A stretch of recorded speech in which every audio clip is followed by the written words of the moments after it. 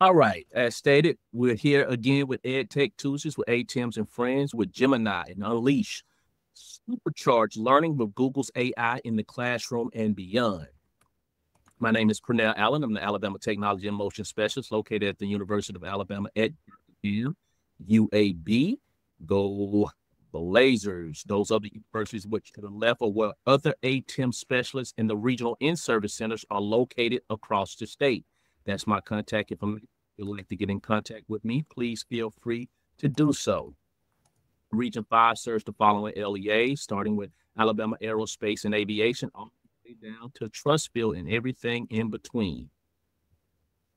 Again, today, October 7th, Gemini Unleashed. And you can see what else we have lined up for the fall. This was a bonus edition, and I'm so happy that we were able to add this particular one. So thank you again, Jornea, for doing this for us. And you can see the upcoming semester, what we have to come in the spring semester. So please feel free to join us for all of them if you so choose to do so. If you've not had opportunity to listen to Tim Talks, podcast hosted by my colleague Angela Clark and myself, where we try to bring awareness of the different initiatives across the state, as well as highlight some of the things that are going on in your district or school. If you haven't had an opportunity to listen to the latest episodes, episode 16 and 17, 16, we highlighted Dr. Tippett, Birmingham City Schools. And then episode 17, we highlighted Bianca Shepard and Carissa Lambert with Office of School Improvement. To listen to Tim Talks, you can listen on Spotify, Amazon, and Apple Podcasts. And without any further ado, here we have an EdTech Tuesday with ATIMS and Friends. And I really want to say this is a true friend. She may have not known it. I've sit in some of her sessions before I even knew what ATIM was back when they were hosted AETC in Birmingham. I would like for you all to give a warm welcome to Jornea. And Jornea, I'm going to stop sharing and turn it over to you. Awesome. Hello, everyone. I'm so happy to be here. I want to at least get the screen up. We all know the importance of that, right? Making sure the tech works. So I think I am screen sharing right now. So you should be able to see my window. But really excited just to be here today for so many different reasons. As Pernell mentioned to you all, he has sat in on my session. I didn't realize that. But many of you may have even sat in some of my sessions when I worked as an Alabama technology and motion specialist. And I'll share a little bit about my journey in just a second. But you are here today to learn about a tool that's near and dear to my heart right now, which is called Google Gemini. And today we're going to unwrap Gemini really to get a deep understanding on why we as educators should gravitate towards Gemini as a tool that we can utilize in our classrooms. So the way that I always present is we always put learning in the forefront over the tool. Okay. So we want to utilize this tool to really supercharge learning in our classrooms. So without further ado, there is a QR code on the screen. If you would like a copy of this presentation, you can just scan right there and have access to it. And I'll make sure Pernell has the link once we finish as well. So if you don't have a free hand, I know I used to be in the car learning and listening. I know as educators, I'm also a mom. So I know you're probably doing like 10, 15 things at a time. So I just really want to thank you for carving out this time to spend with me today learning. All right. All right. So let's get on to it. All right. So for our agenda today, I'll share a little bit about me and my journey as an educator over the last 22 years.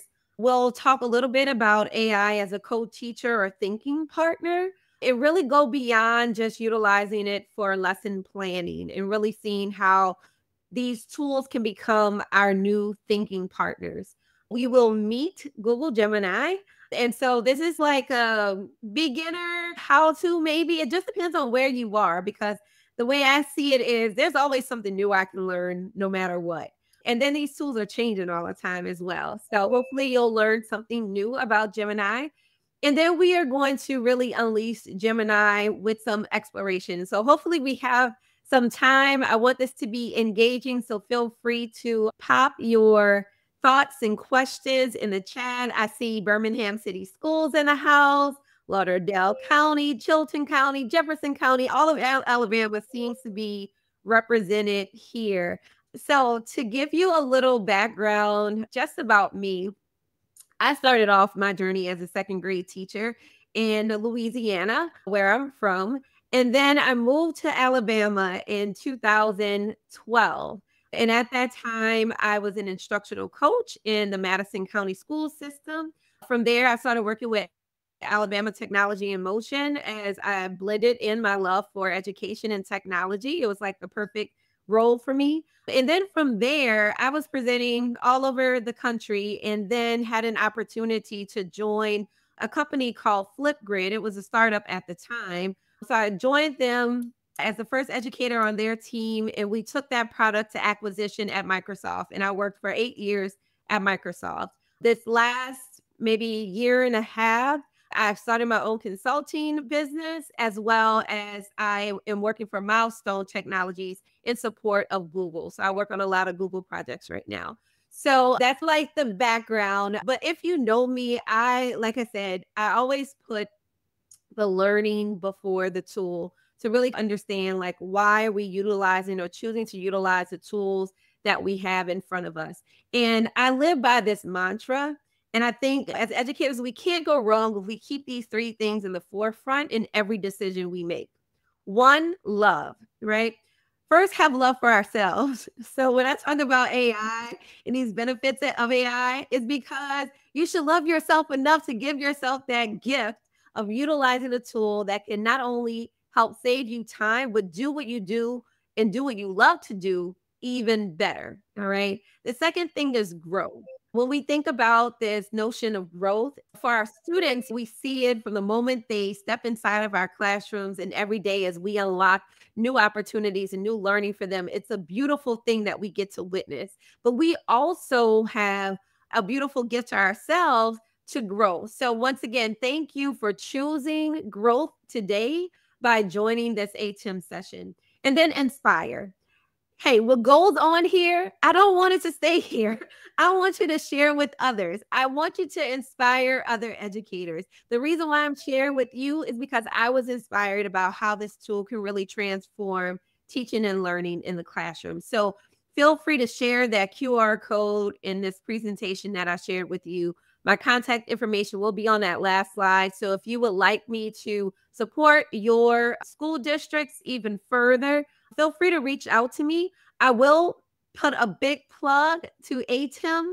As a former Alabama Technology and Motion Specialist, this is a free service that Alabama provides to schools. And so if you do not know your ATIM specialist, get to know them, okay? They will become your best friend and they will support you in the work that you are doing. All right. So as we get going, this word generative AI, we've seen this now for the last, I would say, like 3 to 4 years consistently in education. And a lot of times people talk about it as, oh, it's something that you can utilize to do something really quickly and be super efficient at what you do. And that's a yes, but I want to add an and to it because to me, this generative AI tool or generative AI tools in general should not just be about efficiency. It should always be about elevation. How is it elevating you as an educator? How is it elevating your students? If it's not, you may need to question the tool or how you're utilizing the tool if you do not get to that elevated sense of self, and the same thing for your students.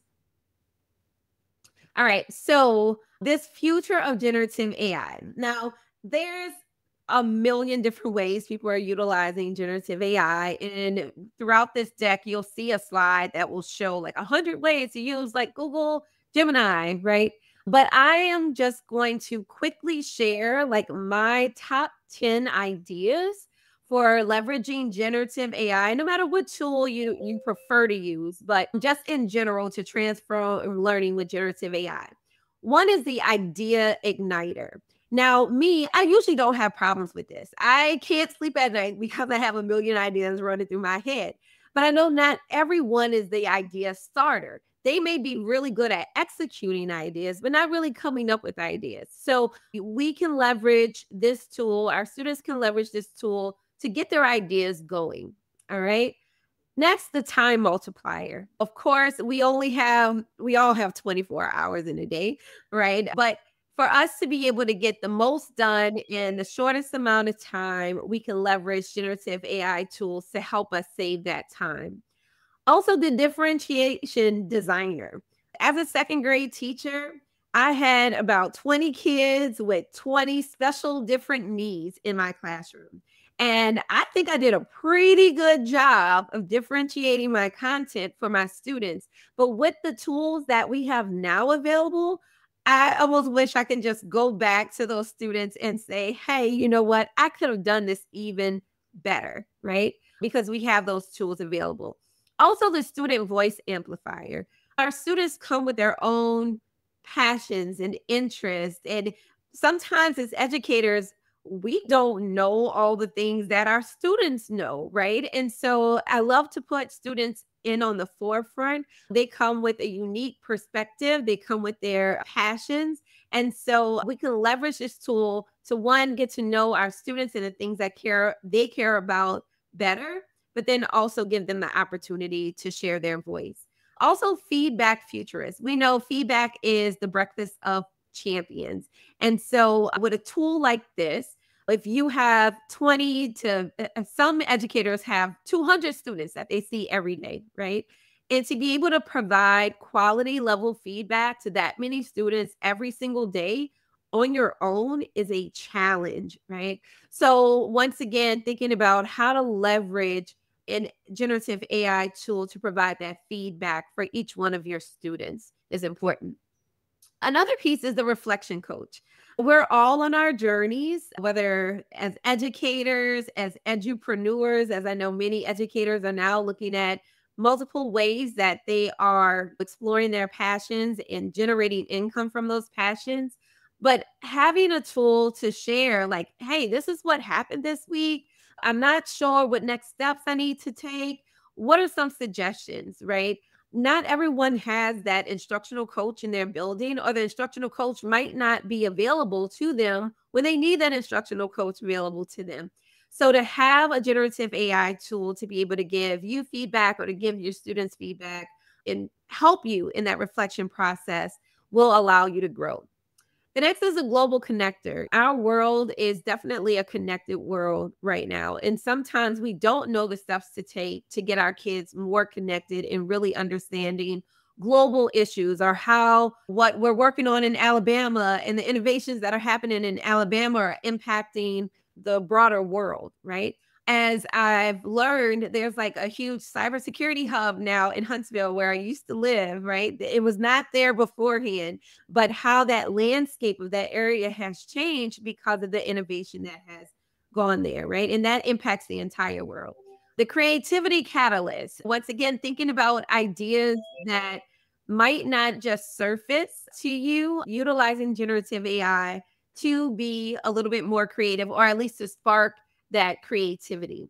And also the equity engineer. Just once again, just thinking about all the students in our classrooms. Are we truly meeting the needs of all? Or are we like zoning in? And if you get it, if you don't. At this point, we have those tools to make sure that our classes are more equitable. And then finally, the innovation instigator. I absolutely love innovation, and innovation starts with curiosity. You all can probably think of one kid in your classroom who asks like a million questions. I probably was that kid in the classroom, right? But innovation comes from that curiosity. I will tell you, I pick up my phone and I go to various generative AI tools, but if I go to an AI tool and I have a thought on my brain, whether it's about like a certain butterfly I saw outside or something growing in my flower bed and I don't know what it is, I don't have an expert right next to me, but I have a tool right in the palm of my hands where I can learn more right on the spot. All right. So those are my top 10 ideas. Our learning targets for the day are going to focus in on these 3 areas. One is I can supercharge my own workflow. So thinking about Gemini as your personal assistant, your thinking partner, your co-teacher to help you do the things that you do all the time. So right now, I want just in the chat, if you ever have used generative AI to help you do repetitive tasks that you do on a daily basis, either as a teacher or just as a human, share those ideas in the chat right now. I see lesson plans coming up first, right? As teachers, we all have the lesson plan. So this is an easy one. Recipes, that's one I absolutely love. Even with the multimodal features and all the generative AI tools, you can literally take a picture of what's in your refrigerator and ask it to come up with recipe ideas for what you have. It's mind-blowing, right? I see I can statements. So those learning targets that we need to have up in our classroom, that takes time. So being able to build those things definitely help. I see Zoom notes, lessons, enhanced discussion board, email responses. I absolutely love that one because sometimes, especially depending on how you're feeling at the moment, an email may not read as you want it to read. So being able to have a thought partner there in crafting the most professional email is a great one. Parent letters, bell ringers, so many ideas. So kudos to all of you. The second learning target is I can empower student learning. So we're going to learn today some of Gemini's advanced features so that we can really support student inquiry and personalize those learning needs for our students, whether it's designing tailored experiences for our students or just simply just showing up with that love and care for them. All right. And then finally, the third learning target is we can transform our teaching and learning. So I want you to be able to confidently apply prompt engineering, and I'll give you a framework today, and Gemini's core features to start unlocking those new possibilities in your classroom. So let's get started with this. All right. So Gemini is your AI assistant for education. Now, just in the chat, 0 if you've never heard of Google Gemini, 5 if you utilize it on a daily basis. I want to see how familiar you are with this tool right now. 0 to 5 in the chat. Okay.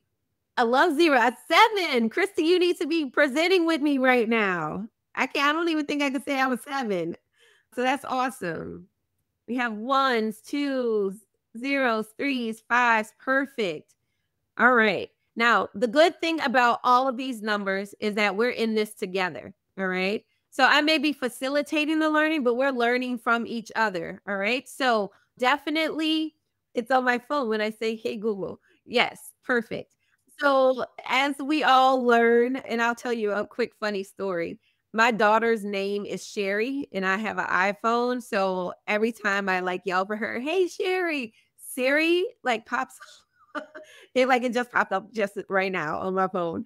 So it's funny because yes, AI is powering so much of what we interact on a daily basis. So one thing I want you to know about Gemini is yes, you can access it through gemini.google.com or on your phone. As an educator, no matter whether you are in a Google for Education workspace, school, district, or not, you have the latest and greatest version of Gemini with your school account. Okay. So there's no reason I would say to not try it out because it is available to you. All right. So if you are on that school account, you will see that there's probably 2 options. One that says 2.5 Flash, one that says 2.5 Pro. If you're not doing heavy lifting, save some energy and time utilizing the Pro version. And that comes with that environmental impacts of utilizing AI, right? So these are things we need to teach our kids too. But usually the Flash should totally work for you, but you will have access to the Pro with your school email accounts, all right?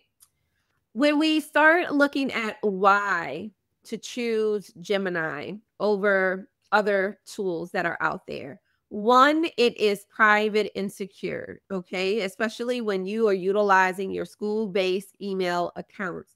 So your data is not reviewed by humans. Your data is not utilized to train the models. The second piece is responsible experiences for your students. Okay. So under 18 students, they have very specific usage.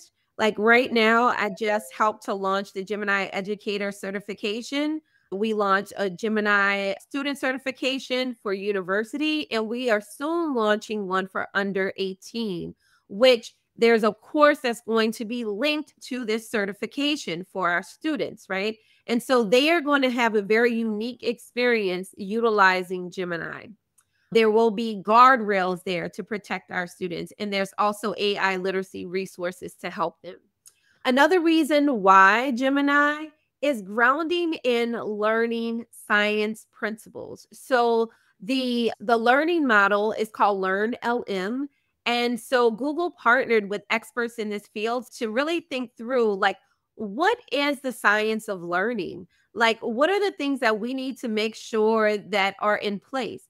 Now, the whole platform, the whole AI experience is built around those. So Gemini is centered in learning science, which I believe it's the only model right now that has been built on these principles of learning science. And then once again, it is free of charge with your school-based account, which makes it accessible and free to all educators all around the world. All right. So if you did not know that, share with another educator and learn together. All right. So I know I talked a little bit earlier about those learning principles, but let's dive a little deeper into these learning principles. All right. Because of these learning principles, Gemini is the world's leading model for learning specifically. All right. So when we think about learning, we want our students to have active learning, right? We know productive struggle is going to lead to learning, right? So I know when we first started talking about AI, generative AI in general, the first thing many people would say is, I don't want my students using that. They're just going to get the answers. Like, they're not going to do the work, right? So this model has been built, and there's features in here that has been built to guide students with their learning, right? To make thinking visible so that they understand the thinking process as well. Also, it manages the cognitive load. Now, I know everybody has been through a long school day, unless you're on fall break right now, but when we have a lot of information for a lot of our kids, that can become information overload. The same thing for us as adults, right? And so now information is shared inside of these platforms in different modalities, right? So you might be able to have text, you can generate images, videos, anything that will help understand a concept better. This tool also adapts to the learner. So it is learning the learner as it goes, right? So it adjusts itself with the tone, with the pace, with the types of materials based upon the prompts that are being asked. It also stimulates curiosity. So we want to definitely inspire our students to utilize this tool to tap into what they are curious about. Don't sit in on the wonder, right? And we always say, I wonder what, I wonder if, I wonder why. Well, we don't have to sit in that wonder. We can go right to that tool and we can learn right on the spot. And that's where the best learning takes place, out of that curiosity. And then it deepens metacognition. And we know that's thinking about our thinking, right? And that's definitely a higher level of like understanding, when we can really understand, why are we thinking this way about the things that we're interacting with right in front of us. So that helps us to plan better, to monitor our progress, and then also helps our learners reflect and think about those next steps. So this is an image that I actually generated on Gemini as a thinking partner in the classroom. I thought it was funny that I used Gemini and all the computers are like Apple computers. So I always find it just very interesting every time I generate some type of image using Gemini. But yeah, I thought this was pretty interesting. A class where I can see that there's active learning happening. Students are on their devices. They're utilizing their computers at the same time, but they're still having conversations, right? And so what I want you to think is these tools should enhance and transform what you're doing in the classroom, not take away, right? So if you're finding that students are not having those conversations, then we're not doing it right. If we're finding that students are not having healthy debates in the classroom anymore with various perspectives, then we're not doing it right, right? So this should really be a learning partner for our students as well, not just us as the adults in the room. So when we think about AI as that co-teacher and thinking partner, we all are familiar just with Google, right? They've dominated the search industry. When I worked at Microsoft, I learned what Bing was. I didn't know Bing. I only knew Google for the longest time. And then fun fact, I learned that Bing stood for because it's not Google. So that's a fun, nerdy fact behind that. But these are search engines, whether you're utilizing Google, Mozilla, Firefox. Do y'all remember Mozilla? We have Bing. All of those are search engines, right? And so when you're utilizing a search engine, and I remember teaching students, how do you look for resources in a search engine, right? We would be able to, Netscape. Oh, you took me way back. Yes, Netscape. We would be able to have lists, pages and pages of resources, right? And then the question would be, okay, now what next? And so this is more than a search engine. This is conversational in nature. So it's just like you're talking to a person in a sense, right? Where you ask something, it shares something back, but then it's asking you another question as well. All right. So it's dynamic and it's interactive. It refines and it helps you with specificity. It wants you to be as specific as you can be as well. So, for example, I remember I was planning for a weekend session inspiring girls in the city to become leaders. And I was creating some activities for them to research some problems in this area of New Orleans and to pitch ideas to their council representatives on how they can implement new ideas to solve these problems, right? And so I remember in the iterations, it was like, would you like me to create a guide for you? Like it kept prompting me more. And I'm like, oh, I didn't even think about that. Like maybe I do want a guide to guide them through their thinking, right?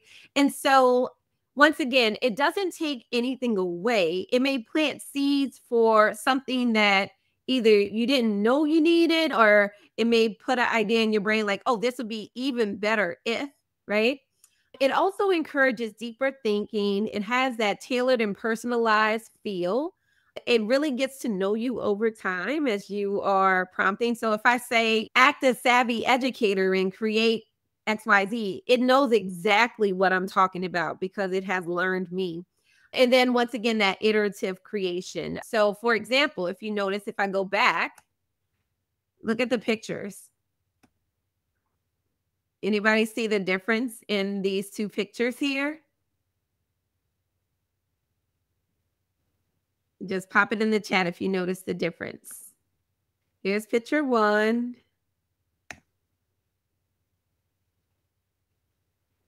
And here's picture two. The teacher, yes. Okay, so instead of generating a whole new image, I just asked it to change the teacher, right? So once again, that iterative process, it didn't forget everything that it did. It just modified specifically what I asked it to modify. All right. And then we are not just finding existing information, we are generating new content. So when we think about Bloom's taxonomy, right, that analysis, the synthesis, all that information, that's happening in the background of these generative AI tools to create something new. So whether that is new text or images or videos, outline, or even code, this is beautiful work here. All right. So I have a QR code on the screen. This is the Learn LM Prompt Guide. It is a wonderful resource to delve into. many pages, but it will give you lots and lots of information about the learning model and then also effective prompting skills. All right. So thinking about prompting, we are utilizing an acronym called PARTS to help us with the prompting. Now, we all know what a prompt is by now, right? We know a prompt is just what you're telling the AI to basically do, right? But there's a prompt, and a prompt that's actually going to give you a result that you actually want, right? So, oh, can I show the QR code again? Absolutely. There we go. I'll put that back up. And then once again, I'll make sure Pernell has all of these resources to follow up with everyone in attendance as well. All right. Hopefully, Kimberly and everyone else, you got that QR code. No problem. All right. So as we're talking about this framework called PARTS, this is what's going to help you create a really great prompt to get started with. Okay. So the P stands for persona. You want to think about what is Gemini's role in this. Now, granted, after a while, like let's say a teacher, you're utilizing your education account, you're always going in there as a teacher. So you don't necessarily have to say, act like an educator anymore, right? But if you're first prompting or if you're utilizing a tool that you use for many different purposes, you might want to specify the persona, right? So either act like a coach, act like an educator, act like an instructional designer. We all get evaluated, right? So you may want to flip the role, right? I know I'm going to be observed in my classroom this week.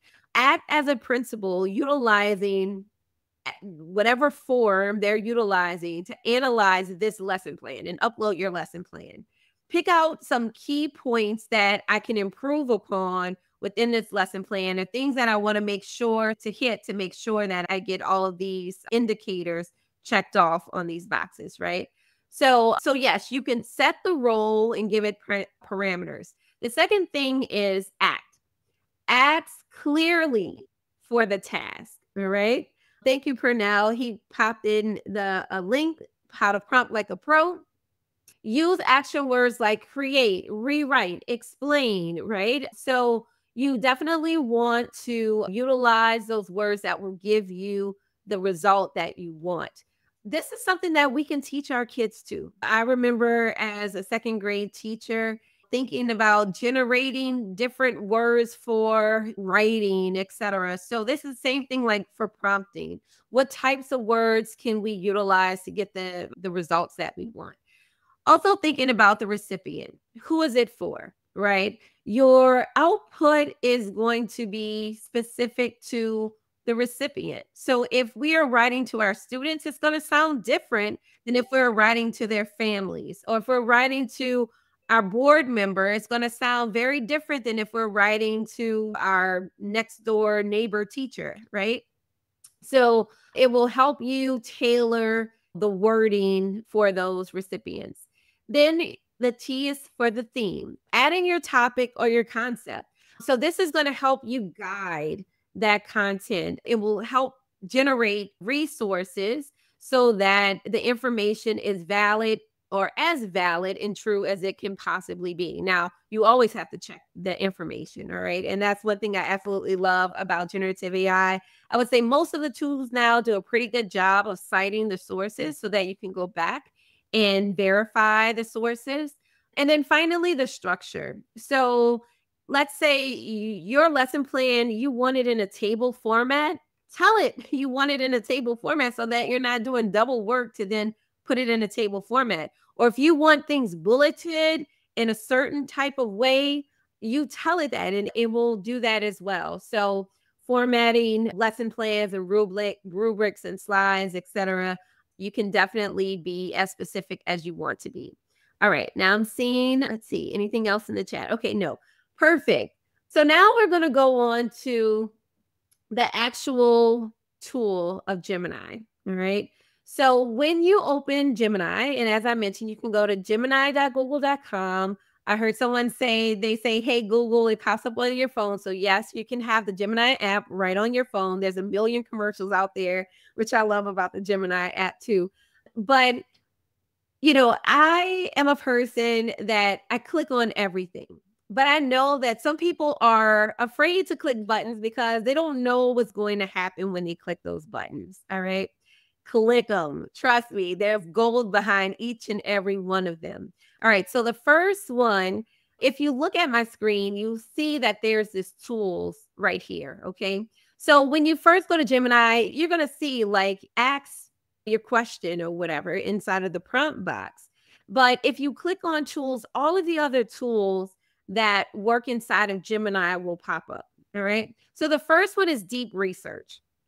Now, if you've ever taken any graduate level classes, if you're working on your doctorate, if you just love research in general, you will fall in love with this tool. Okay. Now, the one thing I will put on the side as a note is that it will take time. Depending on what you ask it, it really is doing the research. It is finding the sources. It is making its thinking visible based upon what your prompt is sharing. And so you will be able to then copy that information or use the contents how you wish, or you can create in Canvas, which we'll talk about in a little bit. But we really want to move beyond surface level answers and uncover really credible insights and sources and multi-perspective content and concepts for complex topics. So just thinking about, okay, like when will I use deep research? Because you don't necessarily need to use deep research for everything, right? But let's say you're planning, or let's say like a project-based learning unit on a current or controversial issue, right? So maybe something along the lines of climate justice or AI ethics or global health, right? So very deep content and concepts. You can use deep research to gather those balanced perspectives, summarize the academic sources that it is finding in its search, and then outline key discussion points for a classroom debate. So it can help you prepare, get the resources for your students to be able to have those Socratic seminars in your classroom readily available right there in deep research. And like I said, it will take time. I would say just when you press it, just walk away. Sometimes it might take 5 minutes. It might take 10 minutes. It just depends on how deep your question is. Let me see if I have one. I don't think I have an example already up. Let me see. Let me get out of here. Oh, yeah, I do. Okay. So this is deep research. I've already asked it my question, right? And then it tells me I put together a research plan. If you need to update in any way, let me know. So you can always edit the plan if it's not aligned to what you need and what your thinking is, right? And then you start the research, right? And so, like I said, take a couple of minutes to work, but then it says, like, I've completed your research. Feel free to ask me follow-up questions or request any changes, right? And so here is the link that will have like all of your research readily available, which is on this side. The side of this is what's called the canvas, all right? So the canvas allows you to do additional things inside of Gemini. So if I want to take this content, yeah, I could easily like share it with others or export it to a doc. But what I love is to create inside of the canvas. So you can create a brand new web page based upon that information, some infographics, a quiz, flashcards, or even an audio overview, which is like the little podcast about the content right inside of the canvas. All right. Just for sake of time, well, let's see how quick I can generate maybe some flashcards. Let's see. And we only have 15 minutes left, but this is always the fun part, the creation. And so as you can see, like it's churning and it's thinking, and it looks like we have some things readily available. So it looks like they created like a couple of flashcards for vocabulary to practice, like, and I could give it more information, right? Or I could have told it how I wanted the flashcards, right? Maybe a cause on one side and effect on another side, right? Let me close that one out. Let's open this again. Create a game show quiz utilizing content.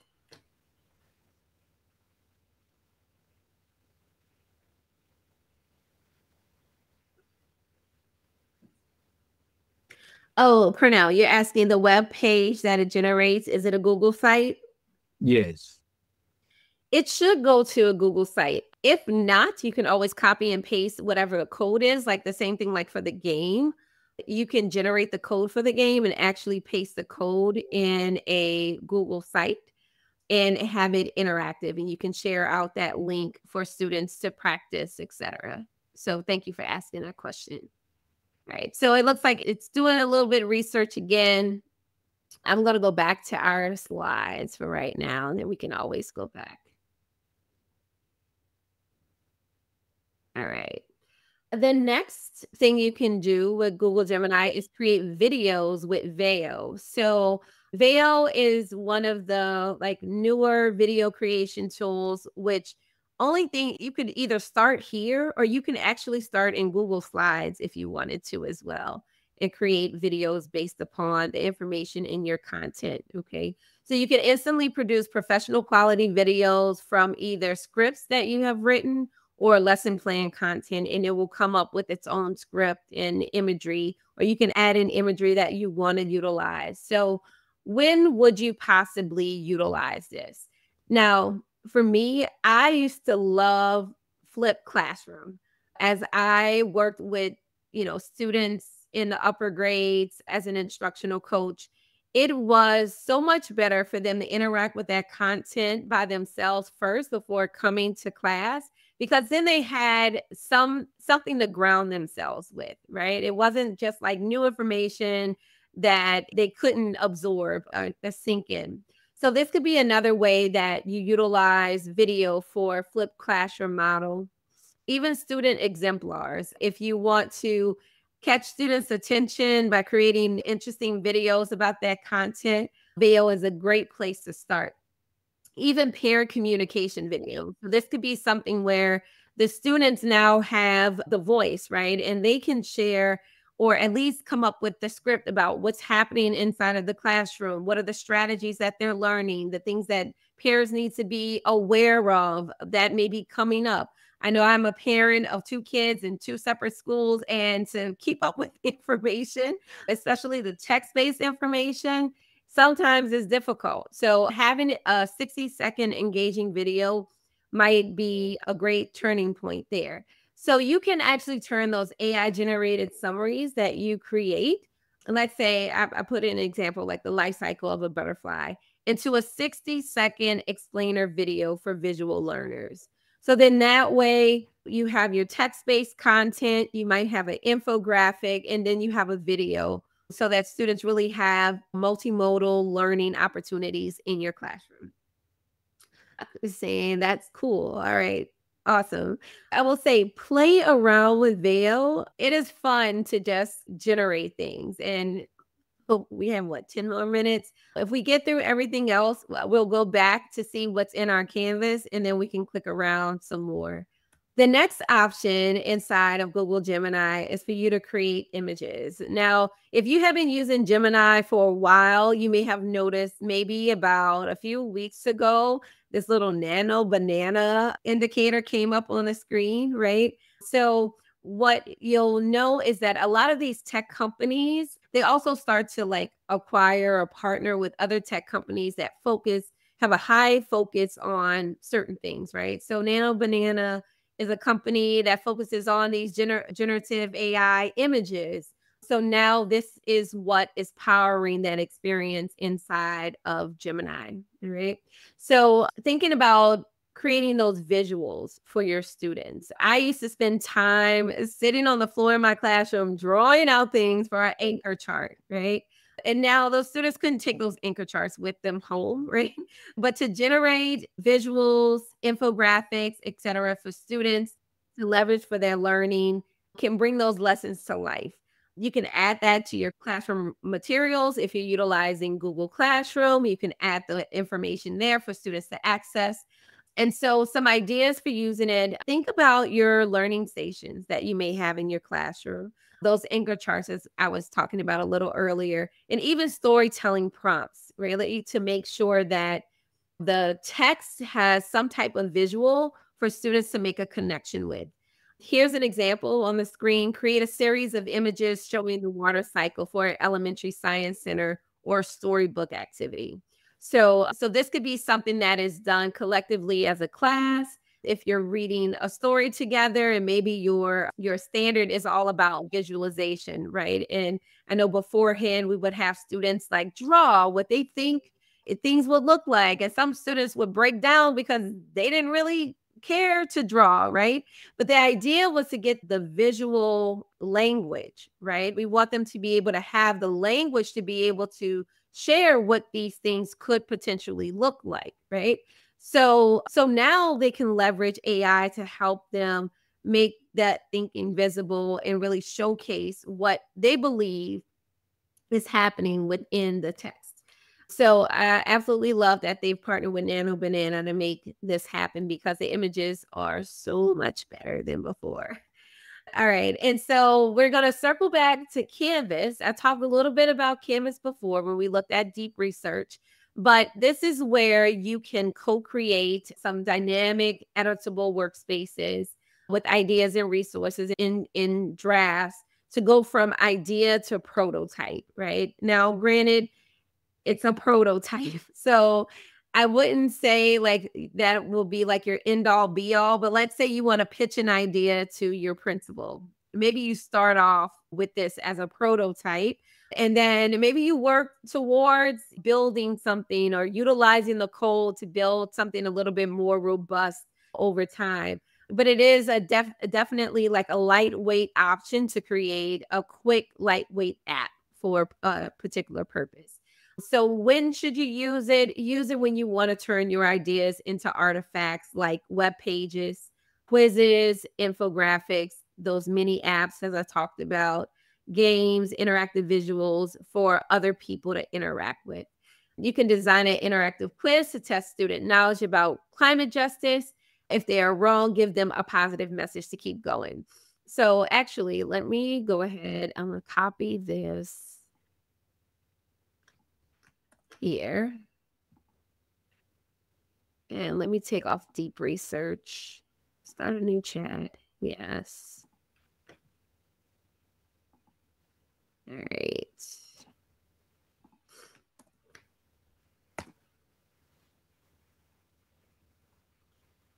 All right. So I went in and I chose my Canvas. I'm asking it to create an interactive quiz, right? As you can see, here's the code for the quiz right there.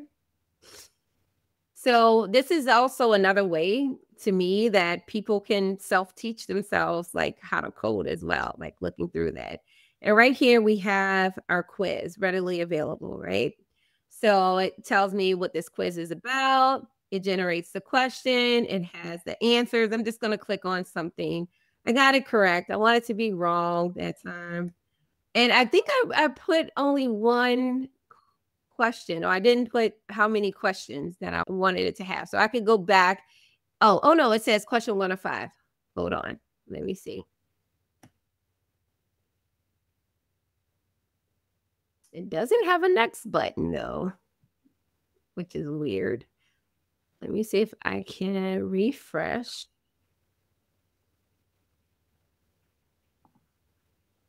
Okay, not quite. Keep the guessing learning. Okay, maybe it's just in preview mode. Let me share. I'll pop it in the chat as well, so you can check it out too.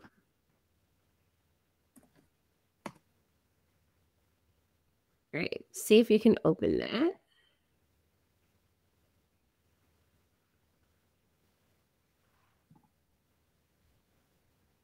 Yeah, mine doesn't have a next button. I don't know if anybody else's does. So that could be something in the code that we can go back and iterate to add in a next button for the next question, because I am not seeing that at all. I'm going to copy this code and let's see. I'm going to go to sites.google.com to create a new website. Put on the right.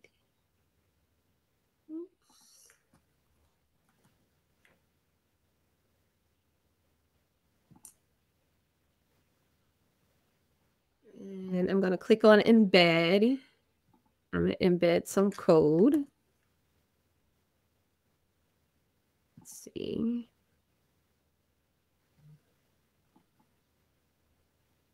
No, it did not copy.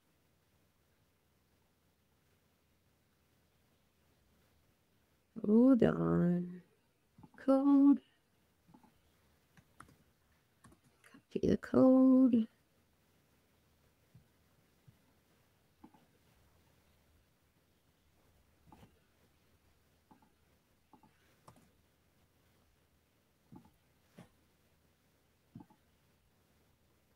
Okay.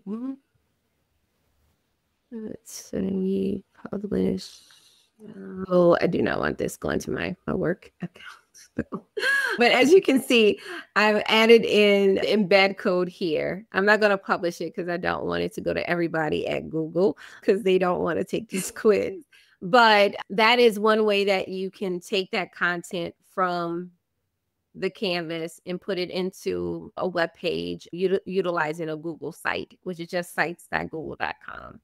So we'll definitely have to circle back and figure out like why the code didn't put like next to go on to the next question and do a little bit more on digging there. But it's at least a starting point. All right. And I know we are almost at that time. So the last tip is the guided learning box. So guided learning is truly a collaborative thinking partner that's going to help students step by step. What I like about guided learning is that it asks students probing questions and they're open-ended questions to help with their scaffolding. Okay. So when would you want to utilize this? I say like if you're introducing a really complex concept, or if you have a struggling learner, let's say they didn't understand a certain concept, you may have them utilize guided learning to guide them through step by step, just like you would have in the classroom, taking a kid into a small group and then unwrapping where's the breakdown of understanding for that student. So you can utilize guided learning to walk you through a concept and then maybe even compare notes in a classroom to other students who didn't necessarily need to utilize guided learning. All right. So that is the last tip there. I just want to say this session wasn't fully about Notebook LM, but I will say I absolutely love Notebook LM. This could be a whole session on its own. But the difference is with Notebook LM, it will only utilize the sources that you add to it. Okay. So as a teacher, if you only want your students to leverage certain web pages or documents, etc., utilize Notebook LM. And on top of that, there is a wonderful resource that Google put out called 100 Ways to Use Gemini in Education. The QR code is on the screen, but if you have that first QR code, you have access to the whole slide deck, which includes this. This is another wonderful resource for you to understand everything there is to know about Gemini. And, you know, just remember AI won't replace teachers, but teachers who use AI will transform classrooms. All right. So be that teacher who at least takes a step in trying to use something different in the classroom. If you need any additional support from me, all of my contact information is up here. One thing I will encourage you to do, go to the Google EDU certifications page and register for the Gemini certification. It is free. to take that certification. All right. And right now, even level 1, level 2 Google certifications are free right now. So take them right now before they become paid again. So I think this is a great way that you can add some credentials to your professional portfolio or your resume. Once again, if you need any support in this, not only do you have my contact information, but really leverage your Alabama Technology and Motion Specialist. They are incredible people who are just there to help you along in the journey. Pernell, I want to thank you and the whole ATIM team for reaching out to me and being a part of today's learning. Thank you to every educator who spent an hour today learning something new and different. How do you get those certifications? Yes, there is a link. Let's see. Let me grab it. It's educertifications.google.com. So let me grab this and put it in the chat for you. And you did have another question too, Jornea, as far as the difference between Pro and Flash. Oh, okay. So it's the power that's being utilized to generate those answers. So those Pro ones are ones where you're going to want to have a more in-depth response. If you're not doing a lot of research, or if you don't need like multi-steps like in a problem, use the lighter weight version because it saves the environment. There's data centers being built like everywhere. I know in North Louisiana, they're building some. They were building some out in Northwest Alabama a while ago. I think Google was building data centers in Northwest Alabama. All of that is energy as being utilized. So that's really the difference between those models and the choices that you have in order to make responsible choices. So yeah, that's really the only difference. Just save the environment if you don't necessarily need to use that Pro version, but you do have the Pro access with your school base or your district email address. So definitely utilize that free version. For those of you who are Google Workspace and Education districts, where your district is paying, the difference is you have these available within your Google Classroom, within all your workspace tools, your Docs, your Gmail, your everything has Gemini already embedded in it. So that's the difference between someone who has just a school account and can access just Gemini versus someone whose district is paying for Gemini and they're having all of these additional resources available to leverage Gemini in additional ways. Awesome. Right. Thank you so much, Jornea. I appreciate it. Thank you so much. Not only are you a friend, but you are definitely family, and everyone on this Zoom today is family. So thank you all for joining us today, Jornea. I'm going to put it back in your hands, but I definitely wanted to say thank you. Oh, you're welcome. I just hope everyone has a great night and just try something new tonight with Gemini. All right. And make a plan to utilize it in your classroom. All right. Sending y'all lots of love too from New Orleans. All right. Take care. Awesome. Hey, Carol. Hey, Pernell. I think that's all. Hi, Carol. Right. Oh, that's my BFF. I've been sitting here listening. Awesome. I miss you. I miss you too. This was good. Carol is my sensei, Jornea. Oh, that's awesome. There's so much. I can take a whole week to talk about Gemini. So it's hard to condense down in 1 hour. But hopefully everyone got a little snippet of something to at least try with, at least unlocking. Click those buttons, see what it can do. And then those resources I shared will take even deeper. So did I hear you say level 1 and 2 are free right now? Yes, level 1 and 2 are free right now to take. So if you need to recertify, or if you have a goal of having many educators in your district certified, now is the time to do it. Oh, wow. Okay, great.